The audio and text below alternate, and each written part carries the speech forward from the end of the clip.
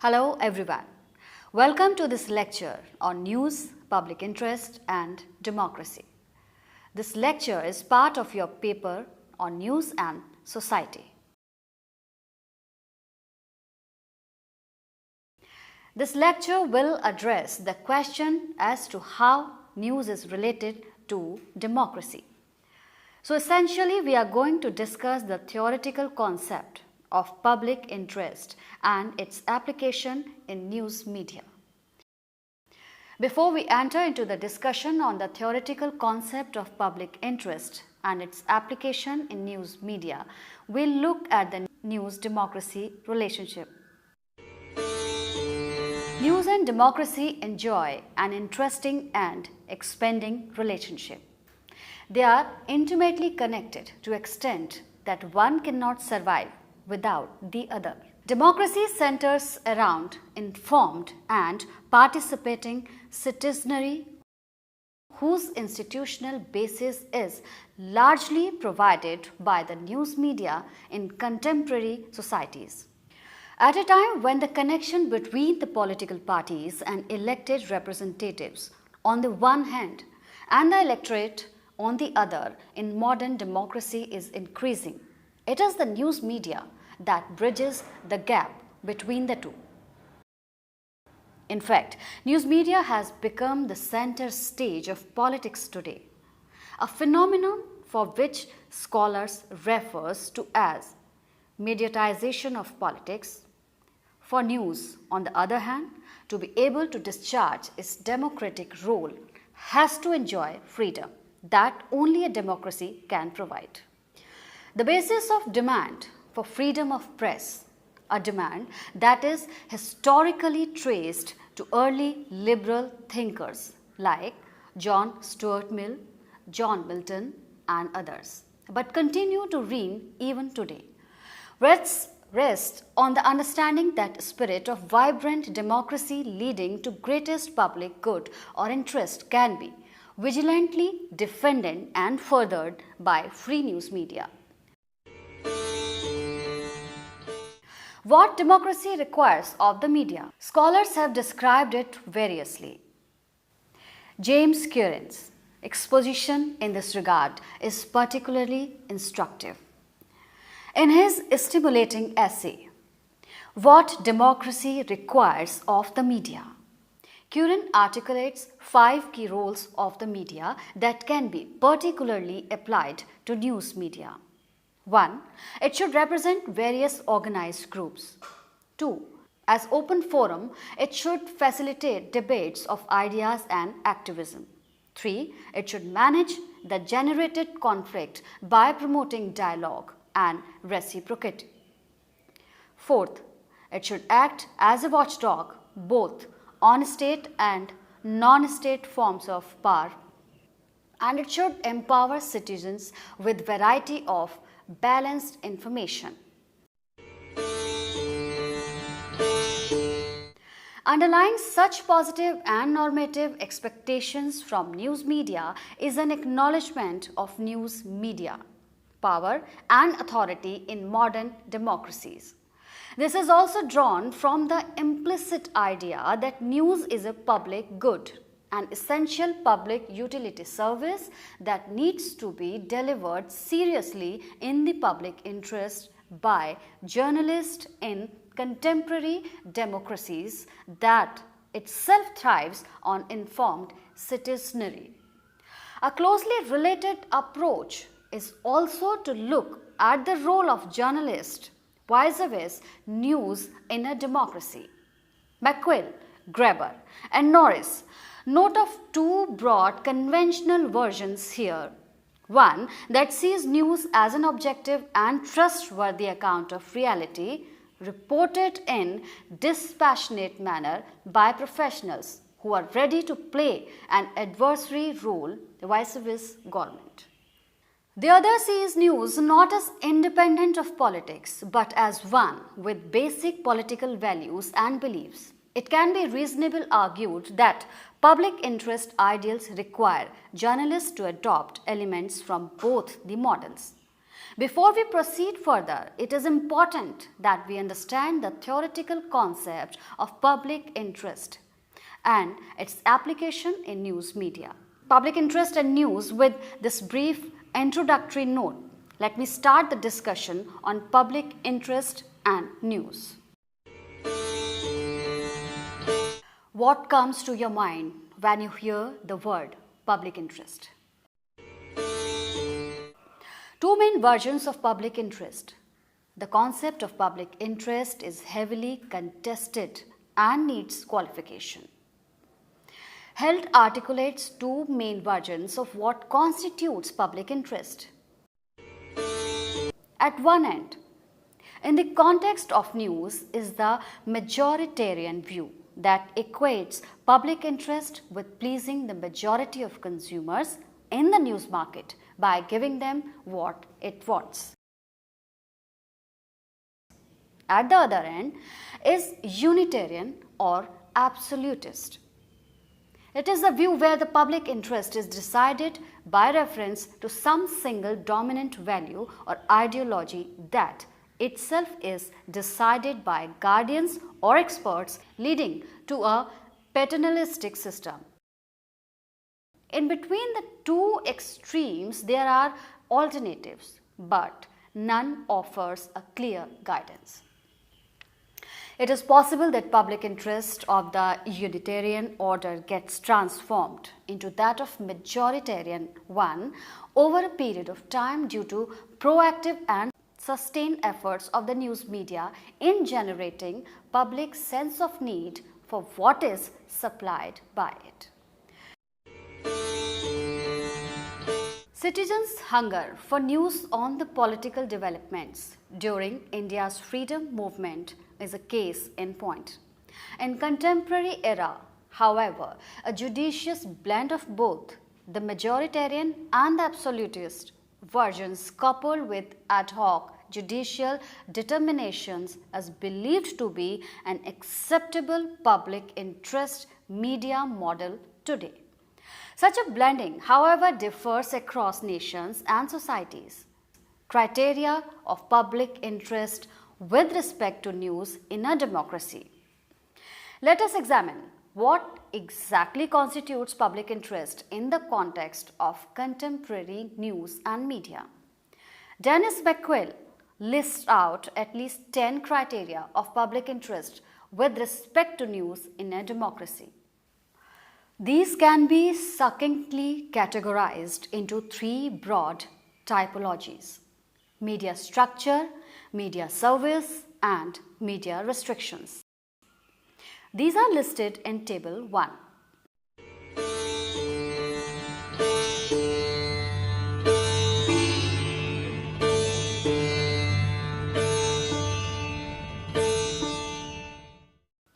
The greatest public good implicit in McQuill's idea of public interest is the argument that media and news in particular serves the greatest public good if it fulfills these criteria. Even as one would be tempted to romanticize the ideal role of media as the torchbearer of public interest in a democracy as described, we need to be realistic in acknowledging that news does not operate in a vacuum. News production is a cultural process that cannot be separated from its social, economic, political, and organizational environments. News is a cumulative function of these environments which differ from nation to nation and change over a period of time within the same nation. There is a general opinion, however, that increasing commercialization of news business, reliance on advertising revenue, prodigious growth of media sector leading to cutthroat competition, deregulation of the news sector, both in terms of allowing FDI in the sector and allowing private players, particularly in the TV news market, among many other factors, block the news media from discharging its public interest functions. In other words, there is a serious conflict between interest of the majoritarian interest and that of the media and those who seek to covertly promote their private interest through it. Manufacturing consent. A vibrant democracy requires that multiple opinions emerge in the public discourse.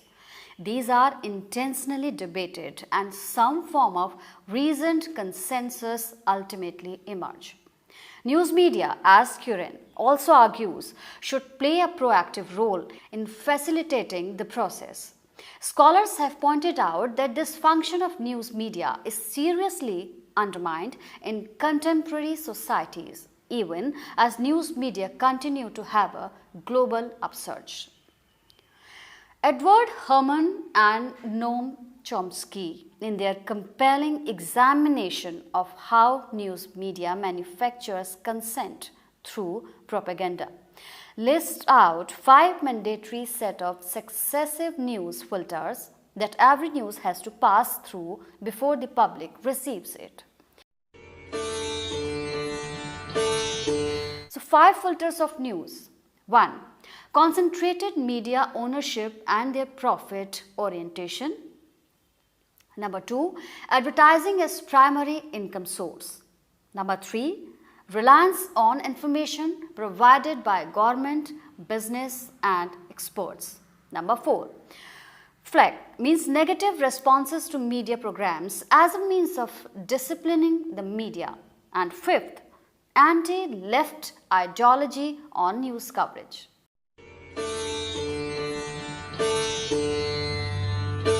Herman and Chomsky argue that even as private media, otherwise free from formal censorship, portray themselves as a spokesman for general community interest.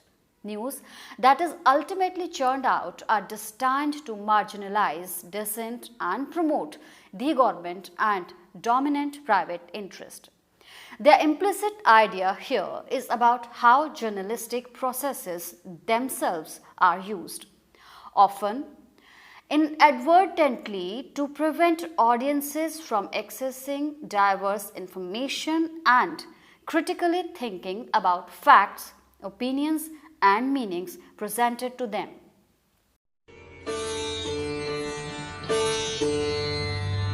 There is an additional threat when politicians and political parties either own news media houses or have significant stake in them, as is a growing trend in India today. Journalistic ethics. The issue of progressive depletion of journalistic ethics has also come in for scathing attacks worldwide in recent times. An investigative documentary on paid news syndrome based on investigations by the Press Council of India, for instance, encapsulates this reality well. It would be fruitful to view this documentary, Procuring News, available on YouTube, to understand how even eminent journalists and media houses engage in an unholy nexus with politicians, corporate interest groups, entertainment and sports industries to produce fake news, and advertorials, and how public interest ideals are grossly undermined in the process. Unethical practices like blackmailing politicians for money in lieu of coverage. Prevalent practice of private treaties where companies offer shares to media houses for ad spaces are indicators that do not augur well for the news media sector, its responsibilities in a democracy. Various scholars have articulated how corruption in the Indian media is seriously undermining democracy and public interest issues, commoditization of news and democracy. Now we are going to address the question, does commoditization and commercialization of news then necessarily result in a democratic deficit? The response is not as simple as it ostensibly appears to be, as there are varied opinions on it. German philosopher Jürgen Habermas, in his treatise titled A Structural Transformation of Public Sphere, he had argued that the introduction of modern-day commercial media in politics results degradation of public sphere that otherwise facilitates public discourses on vital issues concerning the public, a discourse that it is otherwise so vital for vibrancy of a democracy.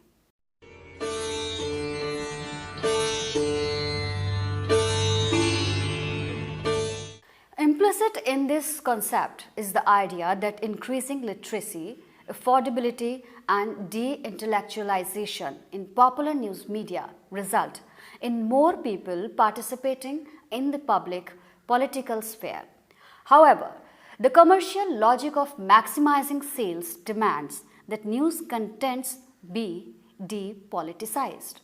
Contesting such a claim, Sevanti Ninan, in her study of Hindi press in North India, argues that advertising and incentive-driven marketing of the Hindi press since early 1990s, in fact, has effectively led to a creation of new cultural product that people would want to consume.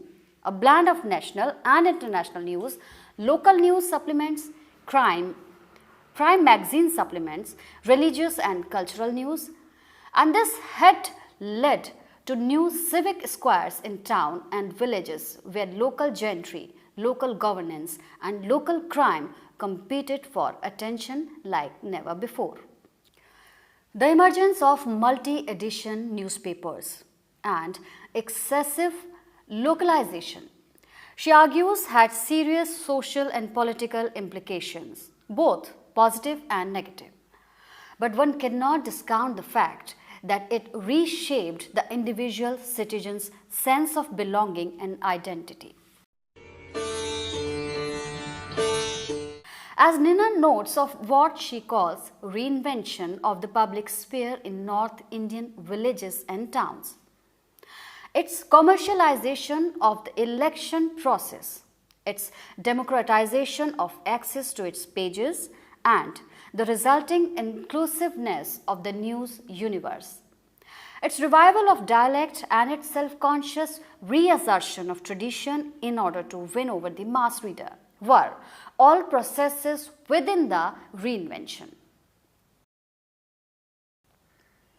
In a similar vein, Nalin Mehta argues about the rich democratic dividends that the 24-hour television news has yielded in India, and posits that deliberative Indian democracy was greatly enhanced due to the exponential growth of private news channels in the country since late 1990s.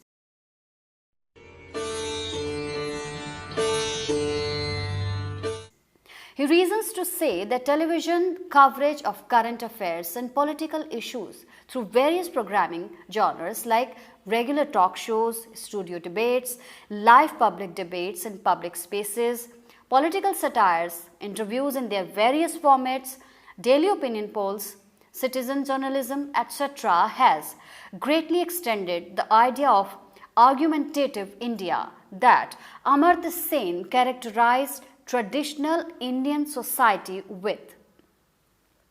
Mehta argues that by animating argumentation and dialogue and combining it with the language of liberal democracy and the spectacle of television, television news channels brought politics to the common man as never before and have greatly invigorated democratic ideals. To the claim of the critics that TV news is increasingly becoming entertainment because of packaging, news media's role in democratizing politics, such a line of argument that credits the news media role in democratizing politics, however, does not go uncontested. The implication of news on public interest and democracy is to be assessed not only on the basis of accessibility to news, but also on the basis of its contents and coverage. We have earlier referred to the argument on depoliticization of news. A major means to achieve this is by making news increasingly entertaining. This is particularly true in the case of television news. In fact, as Dayakrishnan Thusu rightly points out in his book News as Entertainment, The Rise of Global Infotainment. Such entertainment is a diversionary tactic to draw the attention of the public away from the given harsh realities of neoliberalism.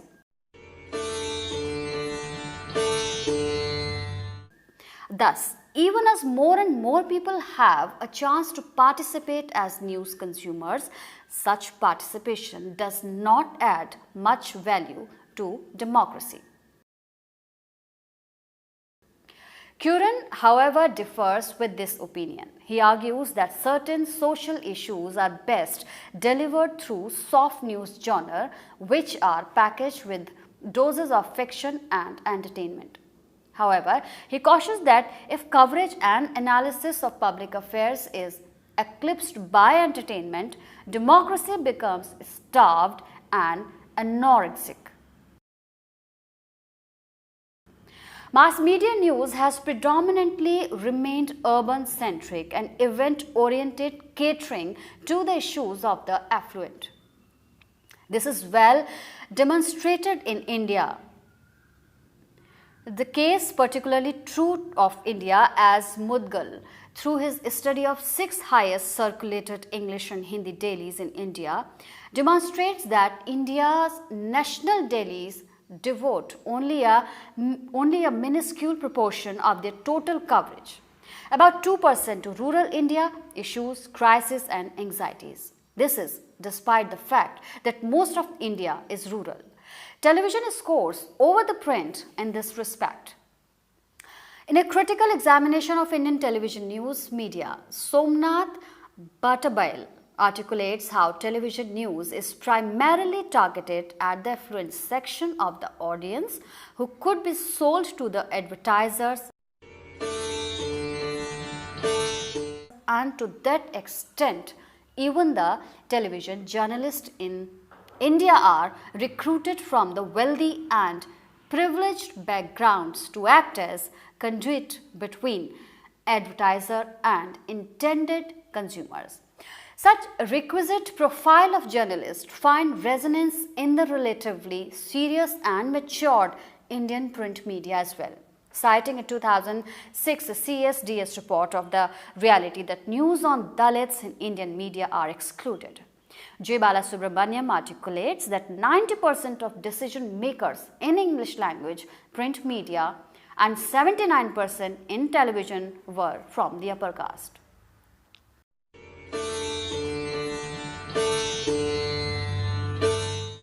It is then obvious that the constitution of news media industry has a significant implication on the type of news covered and on the way it is produced.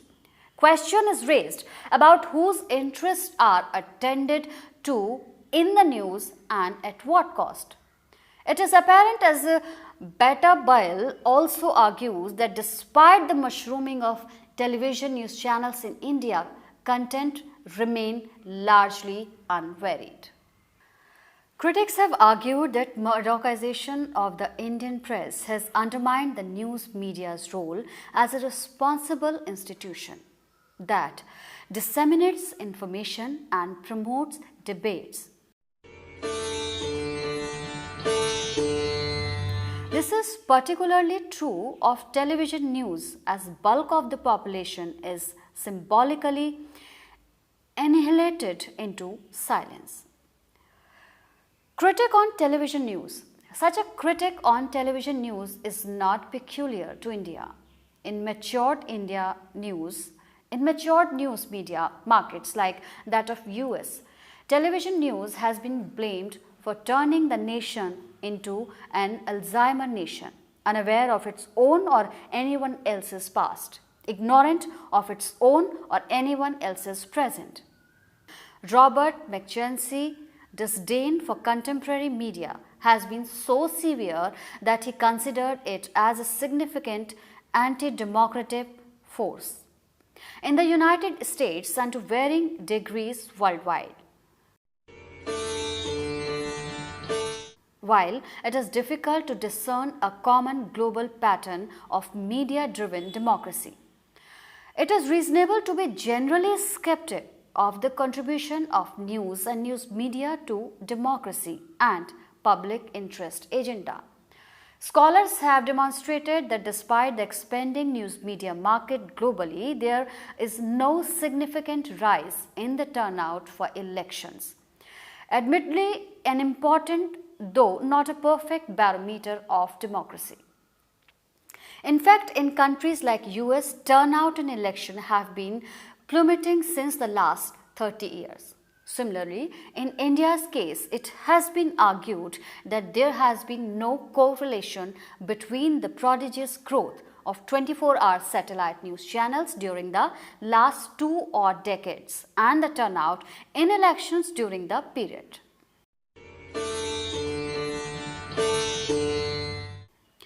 Media functions best in an enabling liberal and free economy, but it is this freedom that has turned the media today into a profit-driven, advertising-oriented business, one that privileges private interest over public interest. Given the significant position that media occupies in the totality of individuals' life in the contemporary era, and given the tremendous inherent potentials of news to further democracy and public interest, and also conversely undermine it, it is important that news should be free from all the impeding factors that prevent it from discharging its public interest responsibilities. While this may sound idealistic and impractical in the given political economy setup in which news media functions, it is not impossible. A few points need to be considered to correct that situation. First, suitable approaches needs to be adopted by nations for reconciling the needs of the market and the democracy.